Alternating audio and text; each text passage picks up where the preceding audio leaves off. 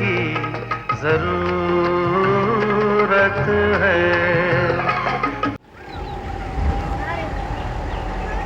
ओ आ गई तेरी बस। चलो आप अपनी जगह पर। चलो चलो आप अपनी जगह पर। चलो चलो चलो चलो। बाय दद्दू। बाय बेटा बाय। इसको बोलना नहीं। चलो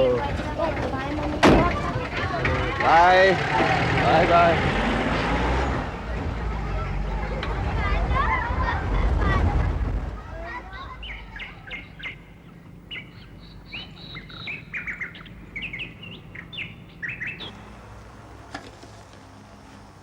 कविता बेटा तूने कुछ खाया? मैं खा लूंगी मामा। आप बताइए आपके लिए क्या बना दूं? मेरी फिक्र मत कर। लेकिन ये गए कहाँ? सपना को छोड़ने स्कूल बस तक गए थे, अभी तक नहीं लौटे। आ जाएंगे मामा। आप चाय पियोगी? आधी कप। 2 हाथ है मेरे, 10 नहीं। जब हाथ खाली हो जाएंगे तब चाय बनाऊंगी। लेकिन बहू आधा घंटा हो गया। मगर अंदर ही मर रही थी ना मैं। आप जैसे बाहर बैठकर हवा खाते हुए हुक्म तो नहीं चला रही हूँ। लेकिन बहू नहीं बहू, हम तो यूं ही कह रहे थी कि अगर नहीं जी, चाय बनाने में कौन सा जहान चला जाता है। बस 2 मिनट में चाय बन जाती है, पर 50 घंटा मैं अंदर ही बैठकर सिर्फ चाय ही नहीं ना बनाती रहूंगी। क्या हुआ भाभी, इतना शोर क्यों मचा रही हो? देख गणेश, 50 बार तुझसे कहा कि तू मुझसे बात मत किया कर, पर तू जो है ना। मेरी भी यही कोशिश रही थी कि आपसे ना कुछ कहूँ, ना आपका कुछ सुनूं, ना आपसे कुछ मांगू। मैं तो बहुत कोशिश करता हूँ कि आपकी तरफ देखूं भी नहीं। तो फिर क्यों मांगते रहते हो मुफ्त की रोटियां? अगर इतनी खटकती है मेरी नजर तो घर छोड़कर चले क्यों नहीं जाते? जाना तो आपको चाहिए। क्या बात है गणेश, तू भाभी के साथ चिल्लाकर क्यों बात कर रहा है? आप वहां खड़े रहकर बात करिए। यहाँ खड़े रहकर बात करना आपको शोभा नहीं देता। ये मत भूलना कि सिर्फ ये कमा कर लाते हैं इस घर में, तब जाकर सबके पेट में टुकड़े जाते हैं। खबरदार जो इनके साथ बदतमीज से बात की तो। तुम चुप करो विजया। पिताजी, आप गणेश को कहेंगे चुप रहने के लिए? बेटे मैं गणेश को ही कहूंगा चुप रहने के लिए। पता नहीं जबान होते हुए भी लोग अंधे बनकर क्यों खड़े रहते हैं।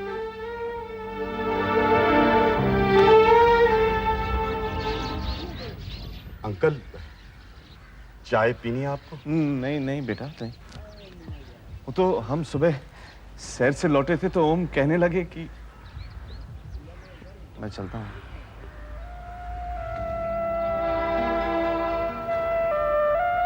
इंदर,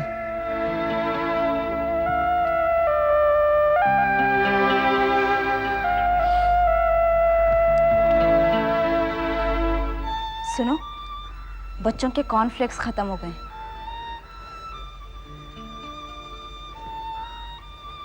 क्यों? कल वो कॉलेज क्यों नहीं आया? माँ वो नौकरी करना चाहता है।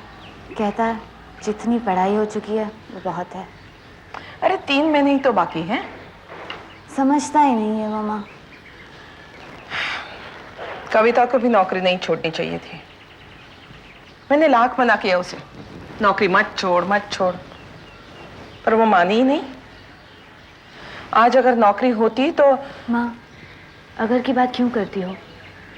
आज अगर जीजाजी होते तो? तुम्हें बेटे ना होने का दुख है इंद्रनाथ, और मुझे होने का। इसी हरीश को इंजीनियर बनाने के लिए मैंने अपनी सारी जिंदगी नौकरी में गुजार दी। अपनी सारी जवानी मैंने ओवर टाइम पे झोंक दी। बच्चों का पेट काट काट कर मैंने इसे पढ़ाया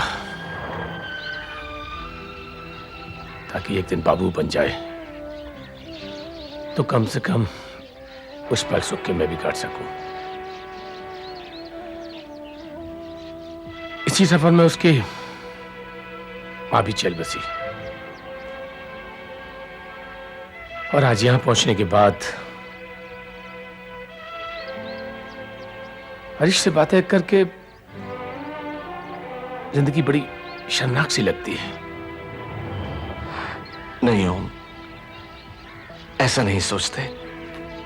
देख, हरीश अगर एक बेटा है ना तो गणेश भी तो है। इंदर,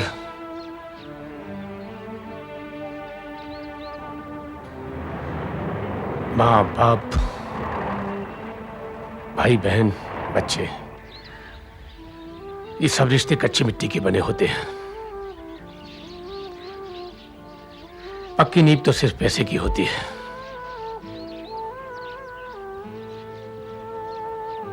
तजुर्बे की बात कह रहा हूं तुझसे।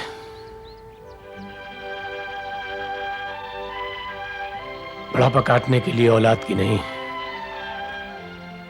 पैसे की जरूरत होती है।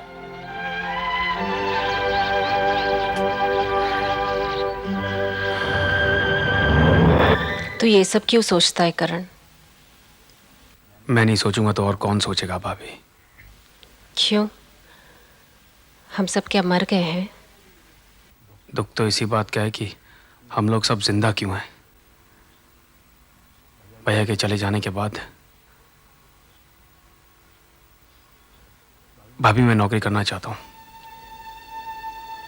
देख करण, अब बस 3 ही महीने की बात है।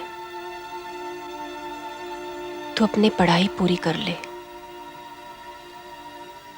उसके बाद तुझे ही सब करना है। तब तक मैं नौकरी करूंगी। क्या बात कर रही हैं आप भाभी? कभी नहीं।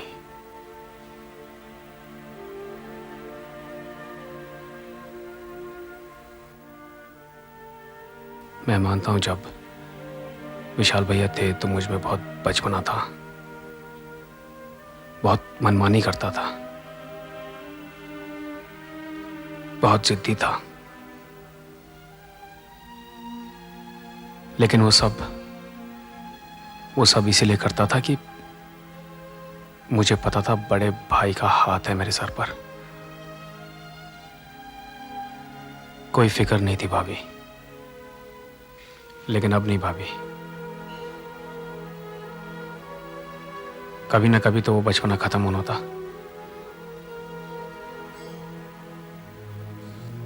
कभी तो वो मनमानी खत्म होती है, वो जिद खत्म होती है। भाभी, एक उम्र भी तो होती है ना बड़े होने की। विशाल भैया के चले जाने के बाद मैं अचानक बड़ा हो गया हूं, लेकिन उसके लिए मैंने बहुत भारी कीमत दी है भाभी। मुझे अपना बड़ा भाई खोना पड़ा, और अब ये सारी जिम्मेदारियां मेरी हैं।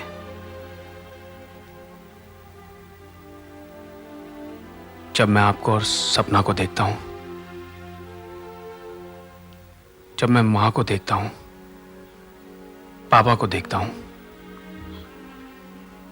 उनकी उम्र को देखता हूं, उनकी जिंदगी से विशाल भैया का चले जाना, जब मैं वो देखता हूं ना भाभी, तो अपने आप को दोषी ठहराने लगता हूं मैं।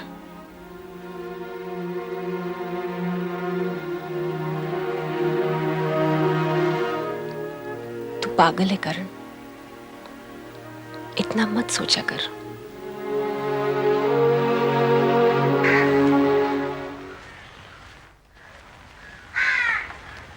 अरे करण, कॉलेज के लिए तैयार नहीं हुआ बेटा? बस जा रहा हूं पापा। इसके लिए नाश्ता बना था। चल चल बेटा उठ, मैं तेरे लिए गर्म पानी निकालता हूं।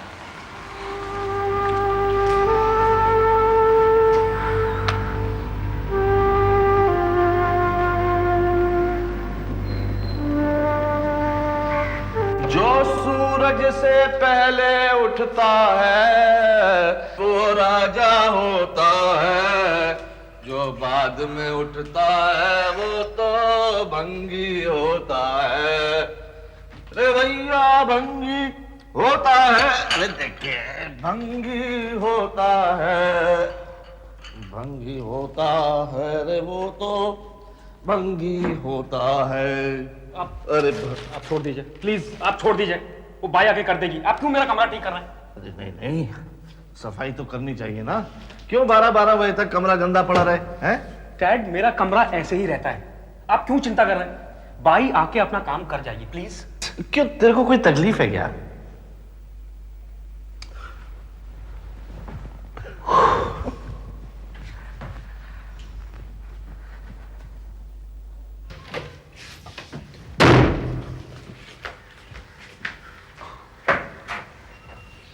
क्या हुआ? कुछ नहीं, जब देखो पीछे पड़ जाते हैं। पीछे पड़ जाते हैं? कौन? डैडी। उनको शिकार सिर्फ मैं ही नजर आता हूं। करण, हुआ क्या है, बताएगा भी? भैया मैं अपने कमरे में सो रहा था। हाँ। डैडी मेरे कमरे में घुसे हाँ। और जोर जोर से गाना गाने लगे कि जो सूरज से पहले उठता है वो राजा होता है, और जो सूरज के उगने के बाद उठता है वो भंगी कहलाता है। भैया फिर भी मैंने उन्हें कुछ नहीं कहा। चादर से अपना मुंह ढक के सोने लगा तो उन्होंने टीवी ऑन कर दिया। मैंने कहा डैडी हॉल में कलर टीवी है, ये क्या ब्लैक एंड व्हाइट टीवी देखना आप जाइए हॉल में जाके टीवी देखिए। तो उन्होंने कहा नहीं, पुराने फिल्मों के गाने में ब्लैक एंड व्हाइट टीवी पर ही देखूंगा। बस झगड़ा शुरू हो गया। करण, तू भी तो उन्हें नहीं छोड़ता, तू भी उनके उम्र का लिहाज नहीं करता। भैया वो मुझे आराम से सोने कभी नहीं देते। हाँ, वैसे बोलना नहीं चाहिए, लेकिन बरखुरदार ये सोने का टाइम है भी नहीं, तू जल्दी उठ जाएगा।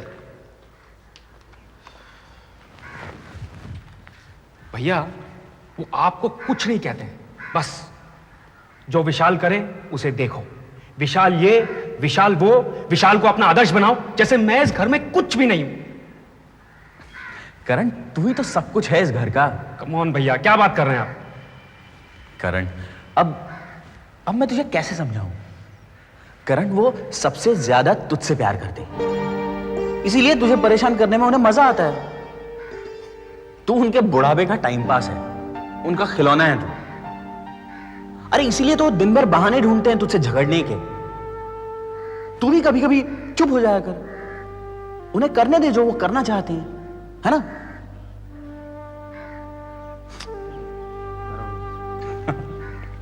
चल तैयार हो जा, चल कम ऑन। करण, करण, हाँ पापा। करण, चल उठ ना बेटा, तेरा पानी गर्म हो गया है।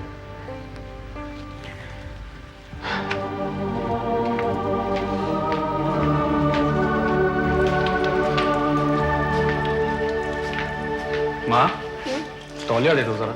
हाँ बेटी। कविता बेटा,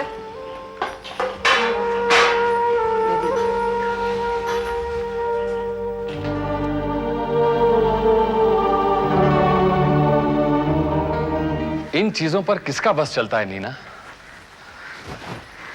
जन्म और मौत तो उसी के हाथ में है, बल्कि हमें तो शुक्रगुजार होना चाहिए उसका, अगर एक दिन हमें और नसीब हो, या एक सांस भी हमें वो और बख्श दे। जिंदगी तो यूं समझो जैसे हर वक्त मोहलत पर ही कट रही है। तो हमने कहां सोचा था कि विशाल इस तरह। कविता की उम्र ही क्या है? इस उम्र में तो लोग शादी करते हैं, जिस उम्र में वो विधवा हो गई है। अरे सारी जिंदगी पड़ी है उसके सामने, और सारी जिंदगी थोड़ी अकेली काटेगी। वो अकेले ही काटेगी, मैं उसे अच्छी तरह जानती हूँ। राकेश वो विशाल को बहुत चाहती थी, बहुत प्यार करती थी, और अब से नहीं बचपन से। विशाल उसका बहुत चाहता था, वो उससे लड़ाई भी करती थी, लेकिन एक पल के लिए भी उसके बगैर नहीं रह सकती थी। विशाल ने भी उसके बहुत नखरे उठाए हैं।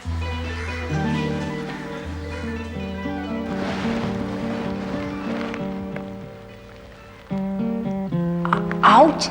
विशाल, hold on, Kavita, I have to concentrate। ये तुम कहाँ से लेके आए? तुम भी अजीब सवाल करती हो कविता। अब इयररिंग्स राशन की दुकान में तो नहीं मिलते ना, ज्वेलर के पास ही मिलते हैं, वहीं से तो लाया हूं। पर तुम्हें अगर गिफ्ट ही देनी थी तो कुछ और भी दे सकते थे ना। कविता, हाँ? अगर तुम्हें मुझे गालियां ही देनी थी तो तुम चूड़ियों पर भी दे सकती थी, नेकलेस पर भी दे सकती थी, है ना? मैं क्या पागल हूँ क्या जो बेवजह तुम्हें गालियां दूंगी? नहीं नहीं कविता, शायद मैं ही तुम्हें बार बार मौका देता हूँ, या बार बार बेवकूफी करता हूँ। वो मैं नहीं जानती, पर ये है बहुत अच्छी, है ना? और तुम पर जज भी रही।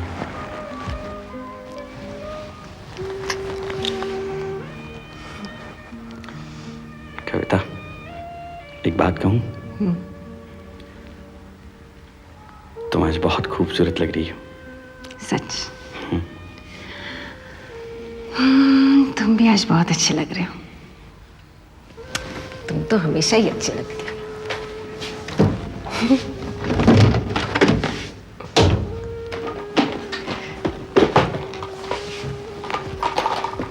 विशाल,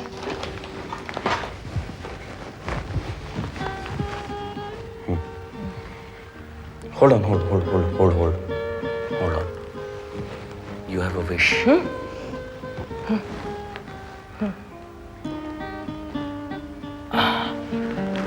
Give me your hand. Now, close your eyes and you have to wish. और इसे फूंक दो। अगर ये उड़ गया तो तुम्हारी मन मुराद पूरी, अगर नहीं तो I know. Okay? Ready? Okay, close your eyes. 1 minute, huh?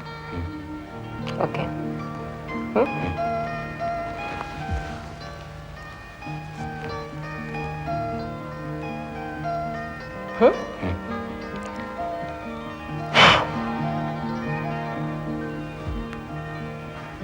Open. खोलो। हाँ। उड़ गया। गुड। या। पता है मैंने क्या मांगा? बताते नहीं है, फिर विश पूरी नहीं होती। पति को बता सकते हैं, सिर्फ पति को। अच्छा। मैंने मांगा कि जब हम दोनों 100 साल के हो जाएंगे ना, हमारे पोते पोतियों की शादियां देखेंगे और फिर एक बार हनीमून पर जाएंगे। अच्छा। कविता, कविता तुम बड़ी कब होगी? जब तक तुम मेरे साथ हो कभी भी नहीं, है ना?